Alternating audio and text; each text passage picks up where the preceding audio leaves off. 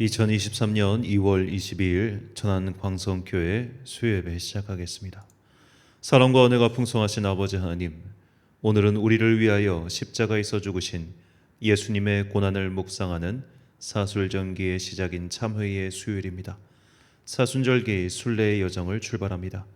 이 여정 위에 복을 내려주사 우리가 어디에서 와서 어디로 가는지 분명히 깨달아 갈 길을 잃지 않도록 인도하여 주옵소서. 길과 진리와 생명이신 예수 그리스도의 이름으로 기원하옵나이다. 아멘. 찬송가 261장 찬양하겠습니다.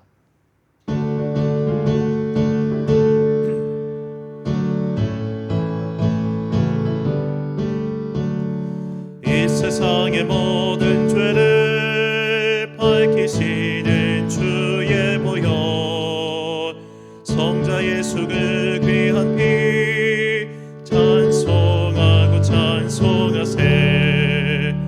주님 앞을 멀리 떠나 길을 잃고 헤맬 때에 나의 길을 따라오사 친히 구원하셨도다. 흰 눈보다도 주의 흘리신 보혈로 씻어 주옵소서. 가시관을 쓰셨으니 피로 얼굴 물드셨고 십자가에 모진 고통 나를 위해 당하셨네.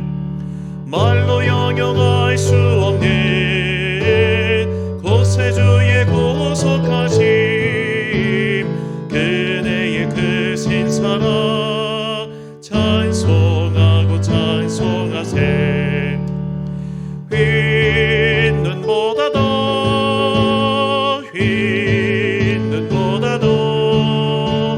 주의 흘리신 보혈로 이게 씻어 주옵소서.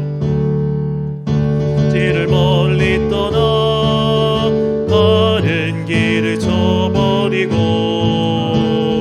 여러 가지 죄악으로 주홍같이 되었으니 물 같은 것 가지고는 씻을 수가 아주 없네. 주여 귀한 몸의 피로 날 정결케 하옵소서. 흰 눈보다도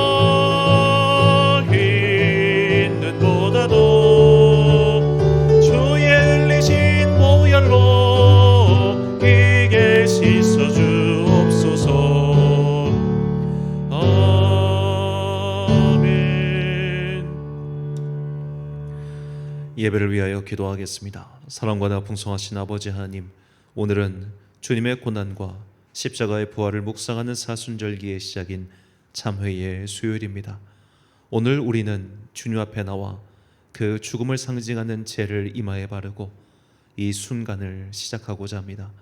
우리의 이 순례의 여정 가운데 주님께서 복과 은혜를 내려주사 우리가 어디에서 왔으며 어디로 가는 존재임을 깨달아 알게 하여 주옵소서.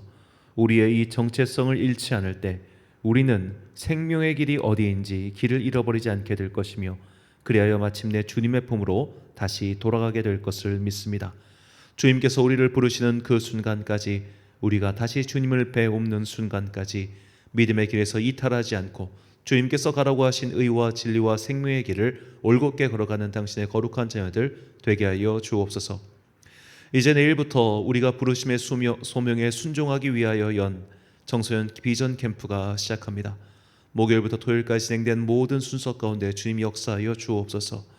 말씀을 맡으신 목사님들과 또 순서를 맡으신 강사님들에게 지혜의 능력을 더하여 주셔서 그들이 전하는 여러 가지 생명의 지혜들이 우리 다음 세대들에게 정말로 주님의 진리의 빛이 되게 하여 주옵소서. 특별히 많은 학생들이 또 많은 교회들이 이 행사에 참여함에 대해 참 감사합니다.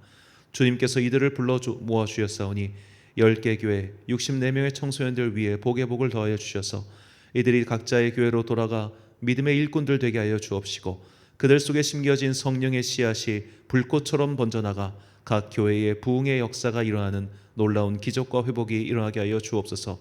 이 회복의 시작이 바로 사순절기에 있다는 것을 다시 한번 감사드리며 우리의 이 수고와 헌신을 통하여 주님 나라가 이 땅 가운데 널리 퍼지게 하여 주옵소서. 교회는 힘을 얻고 다음 세대는 성령의 충만함을 힘입어 어두운 세상 속에서 빛을 들고 세상으로 나아가는 당신의 거룩한 백성들이 더욱 많이 일어나게 하여 주옵소서. 이제 주님의 말씀을 듣습니다. 이 말씀이 우리의 삶을 인도하는 진리의 길라잡이가 되기를 소망하오며 예수 그리스도의 이름으로 기도드립니다. 아멘.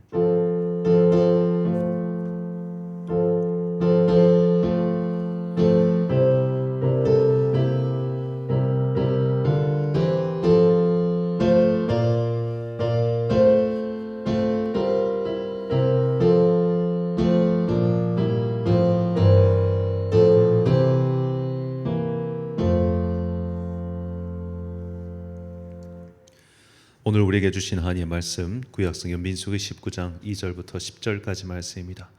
민수기 19장 2절부터 10절까지의 말씀 제가 봉독하겠습니다. 하나님의 말씀 경청하십시오.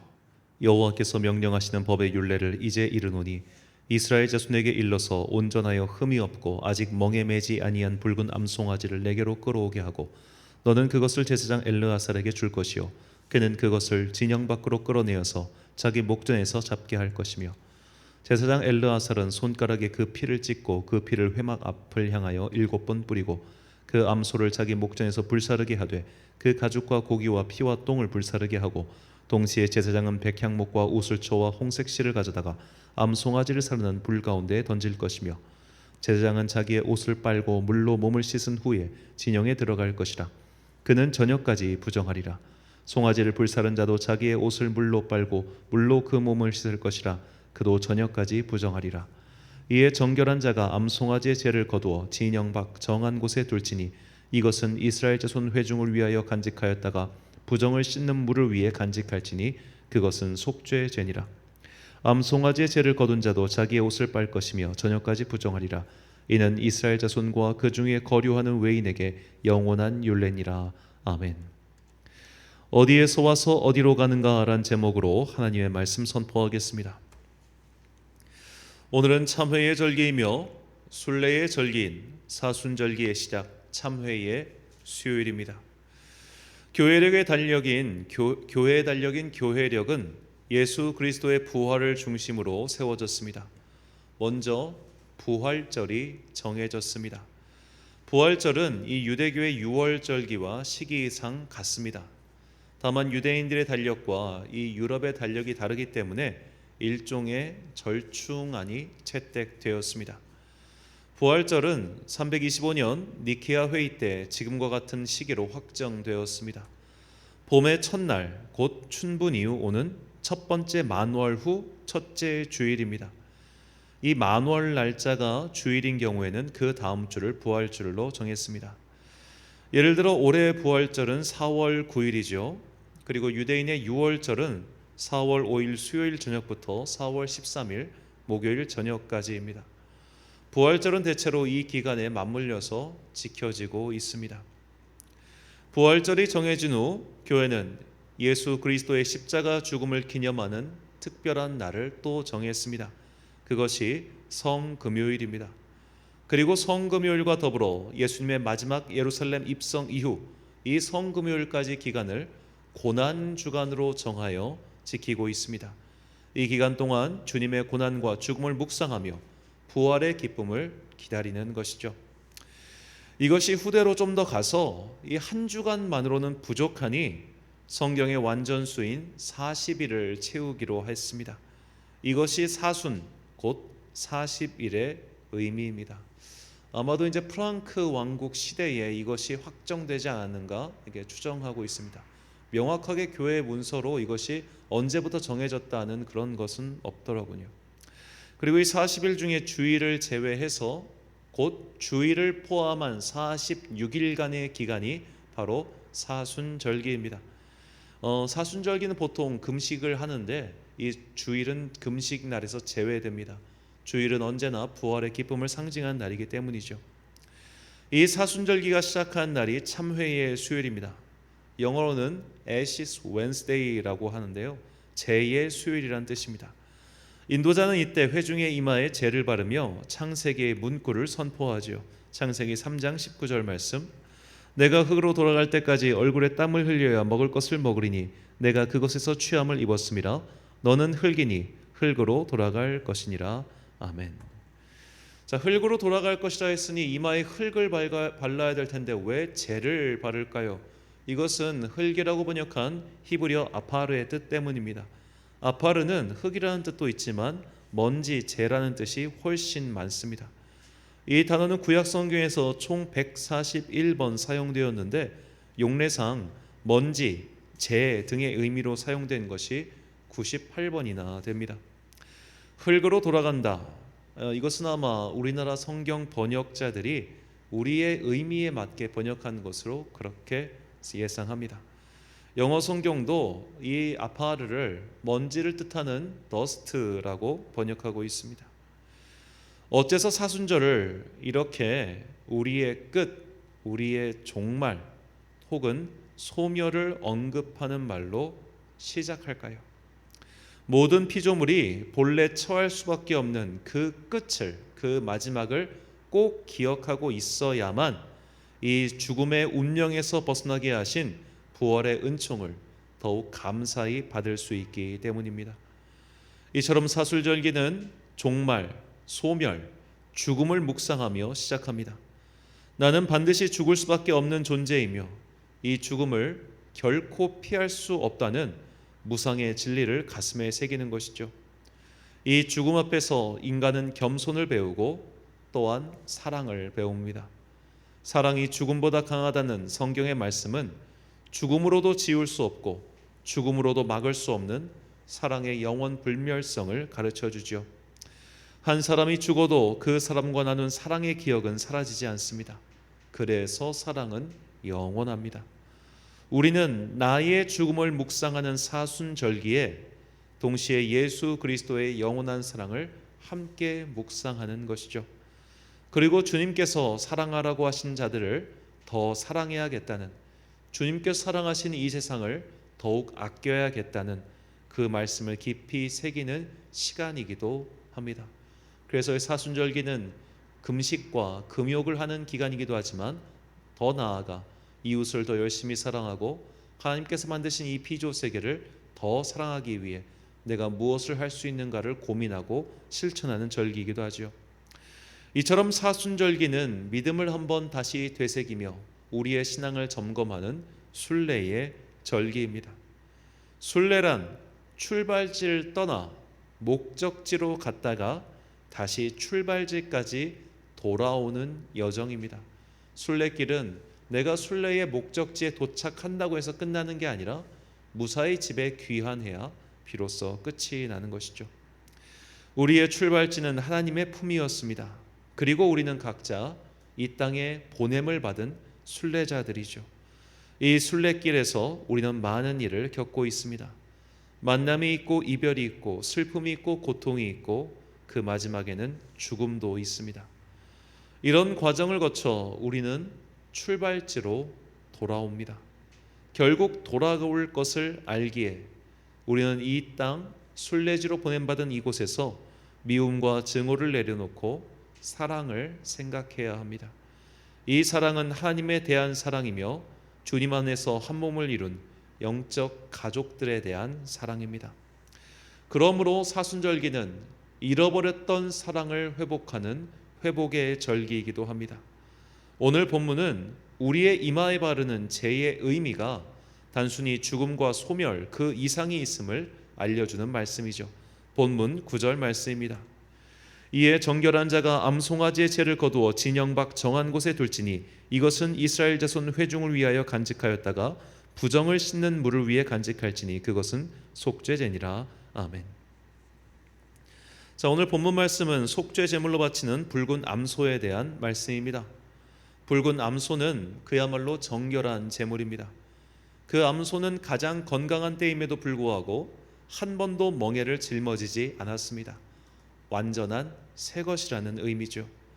오직 제물로만 바쳐질 순결하고도 완전한 소, 이것은 바로 예수 그리스도를 상징하는 것이기도 합니다. 이렇게 제물로 바쳐진 후 암소는 완전히 태워져서 재만 남게 됩니다. 그런데 이 재를 사용해서 부정을 씻는 물을 위해 따로 보관하는 것입니다. 그 부정을 씻는 물에 재를 타서 그 물을 마시거나 혹은 그 물로 무언가를 청소하고 하는 것이죠. 참회의 수요일에 이마에 바르는 재는 작년에도 말씀드렸다시피 그 이전 연도 종려주일에 사용한 종려나무 가지의 재입니다. 그러니까 종려주일이 예루살렘 승리의 입성을 기념한 날이지 않습니까? 그 기념한 날에 흔들었던 종려나무 가지를 가지고 있다가 그것을 태운 거예요. 그것을 태워서 1년간 보관하고 있다가 그 이듬해 사순절 시작인 참회의 수요일 날 아까 우리 본 것처럼 성도의 이마에 재로 바르는 것입니다. 주님의 영광을 상징하는 그 종려나무 가지의 재를 바름으로 우리가 먼지로 돌아가는 것을 상징하여 이마에 바름으로 우리 이 먼지로 돌아간다는 이 재는 또 다른 의미를 갖게 되죠. 바로 우리가 정화되는 것을 뜻합니다. 우리는 반드시 죽고 또 소멸합니다. 흙에서 왔으니 흙으로 돌아가는 것이죠. 하지만 그리스도의 십자가 권능 아래 있는 자들에게 이것은 단순한 소멸이 아닌 새로운 창조입니다. 먼지로 돌아가 완전히 새로운 존재로 재구성되는 것이죠. 무협소설을 보면 환골탈태라는 말이 나옵니다. 뼈부터 시작해서 피부까지 한 인간의 모든 세포와 내용물이 완전히 새롭게 구성되는 것이죠. 사순절기가 바로 이것을 우리에게 가르쳐 줍니다. 너희는 재로 돌아간다. 하지만 그 재로 돌아감은 완전한 소멸을 뜻하는 것이 아니다. 너희는 그 상태에서 다시 한번 재창조, 재구성될 것이다 라고 말이죠. 이 소멸과 재창조의 의미를 정확히 파악하고 있던 히브리서 기자는 이렇게 말합니다. 히브리서 12장 29절 말씀, 우리 하나님은 소멸하는 불이심이라. 자, 이 말은 문맥상 하나님의 심판을 뜻하는 것이 아니라 하나님께서 우리의 옛 구성물, 즉 죄로 인해 오염된 것을 완전히 소멸시키시고 새롭게 창조하신다는 뜻입니다. 이는 마치 농사를 지을 때 화전을 만들기 위해 한 번 밭을 태우는 것과 같습니다. 밭을 한 번 태움으로써 그 밭에 있던 나쁜 것들을 완전히 소멸시키는 것과 동일한 것이죠. 그 소멸한 밭 위에 새로운 씨앗이 우물 틉니다. 그래서 소멸과 재생은 하나로 묶여 있습니다. 사순절기는 죄로 인해 어긋난 옛사람은 소멸되고 주님의 영원한 사랑으로 새롭게 재창조된 부활의 육체를 기다리는 절기인 것이죠. 이런 사순절기의 의미를 가슴에 새기고 우리는 새롭게 마음을 붙잡고 순례의 여정을 이어가야 합니다. 사람은 참으로 신기한 것이 마음을 새롭게 먹으면 똑같은 무게를 짊어지고 똑같은 길을 걸어도 그 발걸음이 달라집니다. 마음이 예전 그대로이면 같은 길을 걸어도 피곤할 뿐이나 마음이 이전과 달라지면 같은 무게, 같은 길을 걸어도 이전과 발걸음이 완전히 달라지죠. 신앙생활이 이와 똑같습니다.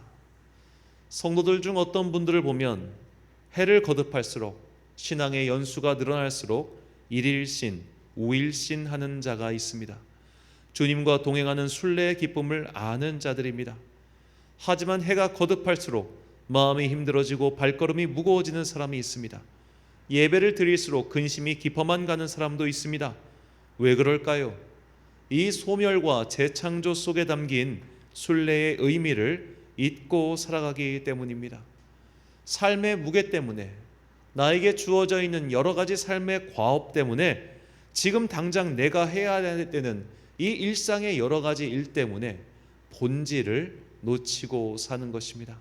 반면 하나님과 항상 동행하며 그분과의 기쁨을 묵상하는 사람은 나의 본질은 여기에 있고 내가 이 땅을 사는 동안 마땅히 수행해야 될 과업은 그 나머지 것이라는, 즉 믿음의 우선순위를 바로 세웠기 때문에 나의 이 외적 요인이 흔들린다 하더라도 나의 첫 번째 요인이 흔들리지 아니하면 그 사람은 이 외부 환경에 의해 나의 믿음이 좌지우지되는 그런 우를 범하지 않게 되는 것이죠.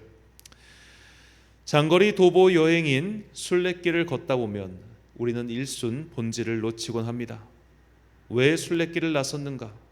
내 근원이 어디이며 목적지를 통하여 출발지가 어디인지 깨닫기 위해 우리가 무엇을 해야 되는지 잃어버려선 안 되는 것이죠. 그래서 시편 기자는 우리의 출발지, 우리의 근원이 어디인지, 그리고 우리가 걸어가야 되는 길이 무엇인지를 다음과 같이 노래합니다. 시편 139편 7절 말씀입니다. 내가 주의 영을 떠나 어디로 가며 주의 앞에서 어디로 피하리이까. 아멘. 우리의 길은 주님의 영을 떠날 수 없는 길, 곧 그리스도 예수께서 가신 길을 따라 걸어가야 되죠. 예수님은 이렇게 말씀하십니다. 요한복음 14장 4절과 6절 말씀. 내가 어디로 가든지 그 길을 너희가 아느니라. 예수께서 이르시되 내가 곧 길이요 진리요 생명이니 나로 말미암지 않고는 아버지께로 올 자가 없느니라. 아멘. 우리가 가는 순례의 길은 결국 예수님께서 가신 길을 답습하는 것입니다. 그분께서 하나님의 품이라는 출발지를 떠나 십자가라는 목적지에 도착하셨고 다시 하나님의 품이라는 출발지로 돌아가셨습니다. 십자가의 목적지에 도착해서 하나님의 품으로 돌아가는 기환길이 바로 부활의 길이었던 것이죠. 우리의 목적지는 이 죽음이라고 하는 소멸이 아니라 십자가를 통한 재창조, 곧 부활이라는 것을 깨닫고 돌아가는 것이 바로 믿음의 순례의 궁극적인 목적입니다. 그런데 이 순례길을 떠나며 결국 목적지가 어디였는지 또 무엇이었는지 내가 어디로 가서 무엇을 해야 할지를 잊어버리는 자들이 있습니다. 어느샌가 중요한 것은 목적지가 아니라 내가 지금 메고 있는 짐이 되어버린 사람들이죠. 오늘 먹을 양식은 충분한가? 오늘 길을 떠나기 위해 필요한 짐들은 충분히 챙겼는가? 준비물은 빠짐이 없는가? 그런 것만 생각합니다. 그러다 보면 정작 순례길을 걸으며 생각해야 할 것은 생각하지 못하고 심지어 내가 여기를 왜 떠나왔는가? 나는 지금 어디로 가는가? 그것조차 잊어버립니다. 그냥 관광하려고 온 것은 아닐진데 똑같은 길을 걸어도 누군가는 소명을 발견하고 하나님을 만나는 데 반해 누군가는 그냥 걷는 운동만 하다가 돌아가지요. 신앙생활이 이와 같습니다. 이 믿음의 여정의 출발지가 어디이며 목적지는 어디이고 이 길을 가는 동안 내가 무엇을 해야 할지 이것을 깨닫지 못한다면 시간은 흘러갈 뿐이고 고생은 그저 고생일 뿐이죠.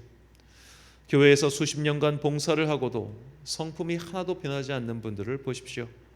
심지어 목회자로 부름받아 수십 년간 사역을 하고도 도대체 무엇을 위해 이것을 해왔는지 이 길을 떠났는지 잊어버리는 이들이 한둘이 아닙니다. 뜻이 있는 곳에 길이 있고 뜻을 분명히 세우면 함께하는 이들이 생기지 않겠습니까? 그래서 공자는 말하기를 덕불고 필유린이라 하였습니다. 삶의 분명한 가치와 목적을 세우면 함께하는 이들이 생기기 마련이죠. 정치인 중에도 이런 사람들이 있습니다. 내가 국회의원이 돼야지, 대통령이 돼야지, 여기까지만 생각합니다. 국회의원이 돼서 내가 무엇을 하려고 했는지, 대통령이 되어 내가 무엇을 하려고 했던지 그 가치가, 그 목적이 분명하지 않은 사람들은 그저 권력을 누리고 향유하며 그 권력에 위협된 자들을 제거하려고 들 뿐 이 권력을 가지고 무엇을 해야 할지 사람들에게 비전을 보여주지 못합니다. 사역과 믿음 생활도 마찬가지입니다. 저와 같은 많은 목사들 중에 그 꿈이 담임 목사인 사람들이 있습니다. 담임 목사가 되고 나면 그는 무엇을 할 겁니까? 그 이후부터는 그 담임 목사라고 하는 자리를 지키기 위해 그저 자리 지키기에 최선을 다할 뿐이죠. 자리 지키기의 연장선이 결국 교회 지키기이니 그는 그저 교회라고 하는 조직을 안정시키기 위해서라면 그 어떤 것도 거리낄 것이 없는 사람이 되고 말 수 있습니다. 목사가 되는 게 중요한 게 아니고 어떤 직책을 가지냐가 중요한 게 아닙니다. 그것을 가지고 당신은 무엇을 하려고 했는가? 이것이 훨씬 중요합니다. 예전에 계절마다 의료 봉사를 나가시는 한 집사님에게서 들은 말입니다.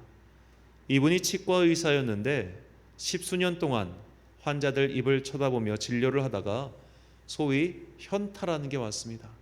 내가 사람들 이 입 쳐다보려고, 이빨 쳐다보려고 태어났는가? 내가 이거 하려고 그렇게 오랜 공부를 하면서 지금 이렇게 살아가고 있는가?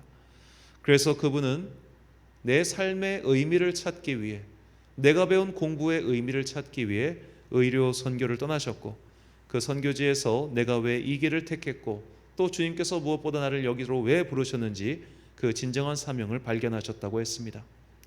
무엇이 되느냐보다 중요한 것은 그것을 통해 무엇을 하느냐입니다. 어째서 삶에서 큰 성공을 거둔 사람들이 오히려 그 성공 이후 방황하게 했습니까? 목적지를 잃어버렸기 때문입니다. 목적지를 잃어버린 사람은 결국 다시 출발지로 되돌아오지도 못합니다. 아예 길을 잃어버렸으니 말이죠. 우리는 사순절기를 통해 내가 어디에서 왔으며 어디로 가는 존재이며 다시 어디로 돌아가야 하는지를 분명히 깨달아야 합니다. 우리의 출발은 하나님 나라이며 우리의 목적지는 십자가이며 다시 돌아갈 곳 또한 하나님 나라입니다. 단지 돌아갈 때 우리는 부활의 새 육체, 하나님께서 재창조하신 그 거룩한 육체를 입고 돌아가게 될 것입니다. 우리의 앞선 믿음의 선조들은 이것을 확실히 알고 있었습니다. 히브리서 기자는 이들의 믿음을 본받으라며 다음과 같이 권면합니다. 히브리서 11장 16절 말씀을 같이 읽겠습니다. 그들의 이제는 더 나은 본향을 사모하니 곧 하늘에 있는 것이라. 이러므로 하나님이 그들의 하나님이라 일컬음 받으심을 부끄러워하지 아니하시고 그들을 위하여 한 성을 예비하셨느니라. 아멘. 사랑하는 천안 광성교회 성도 여러분, 그리고 이 예배를 함께 드리고 계신 귀한 주님의 자녀 여러분, 순례의 절기 사순절이 시작되었습니다. 사순절기는 내가 누구인지, 어디에서 왔는지, 또 어디로 가는 존재인지를 명확하게 인지하고 깨닫는 시간입니다.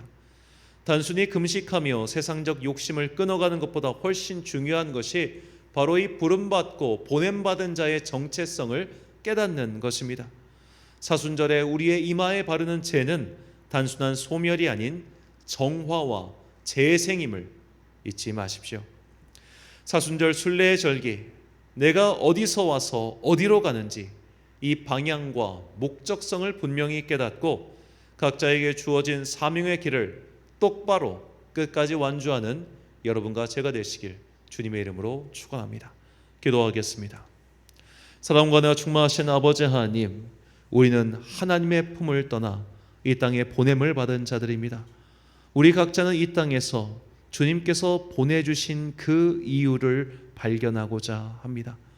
어떤 사람은 목사로, 어떤 사람은 직분자로, 또 어떤 사람은 세상에서 어떤 직책으로 각자 그 역할을 부여받았습니다. 그리고 이 역할을 부여받으면서 하루하루 순례길을 걸어가 우리는 마침내 순례의 목적지에 도착합니다. 그 목적지는 바로 십자가입니다. 십자가의 그 은혜로 말미암아 우리의 모든 죄는 정화되고 우리는 부활의 새 육체를 입고 다시 주님께 돌아가게 될 것입니다. 그 돌아가는 순간까지 우리에게 주어져 있는 이 길을 끝까지 잘 걸어갈 수 있도록 성령이여 우리를 인도하여 주옵소서. 사순절기 믿음의 순례를 떠나며 각자 내가 어디서 와서 어디로 가는지 그것을 잘 묵상하게 하시고, 그래야 이 땅에 영원히 살 것처럼 굴지 말고 다시 돌아갈 그 하늘나라를 바라보며 감사로 영원한 사랑으로 하루하루를 엮어가는 주의 거룩한 자녀들 되게 하여 주옵소서. 이 믿음을 다음 세대에게 선포하기 위하여 내일부터 진행된 캠프 위에도 주님께서 함께해 주시길 간절히 소망하며 이 모든 말씀 우리 구주 예수 그리스도의 이름으로 기도드립니다. 아멘. 찬송가 413장 찬양하겠습니다.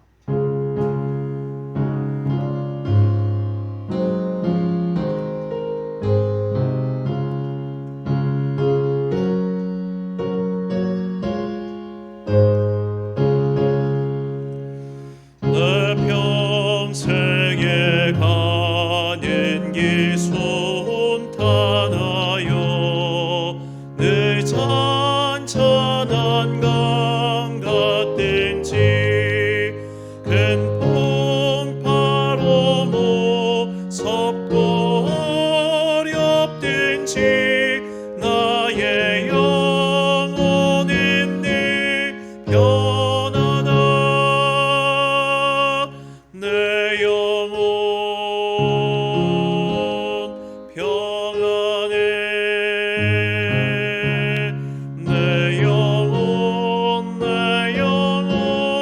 평안에 저마귀는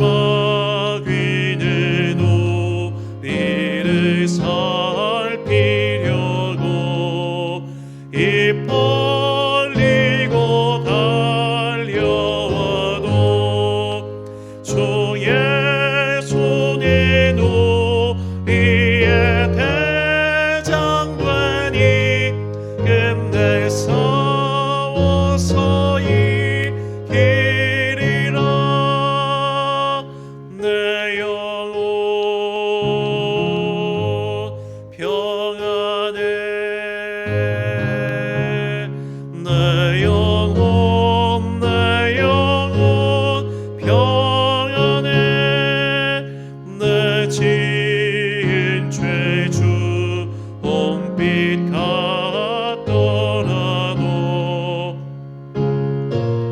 속게 달으면 그 십자가 비로소 다시 스사 빈 눈보다 더 정하리라. 내 영혼 평안해. 내 영혼 평안해. 저공 중에 구름이 일어나며 그 나팔이 울릴 때에 주 오셔서 세상의 심판에도 나의 영혼은 겁없으리. 내 영혼 평안해. 내 영혼 평안해. 주기 도무하심으로 수요일 예배 마치겠습니다. 하늘에 계신 우리 아버지의 이름을 거룩하게 하시며 아버지의 나라가 오게 하시며 아버지의 뜻이 하늘에서와 같이 땅에서도 이루어지게 하소서. 오늘 우리에게 일용할 양식을 주시고 우리가 우리에게 잘못한 사람을 용서하여 준 것 같이 우리 죄를 용서하여 주시고 우리를 시험에 빠지지 않게 하시고 악에서 구하소서. 나라와 권능과 영광이 영원히 아버지의 것입니다. 아멘.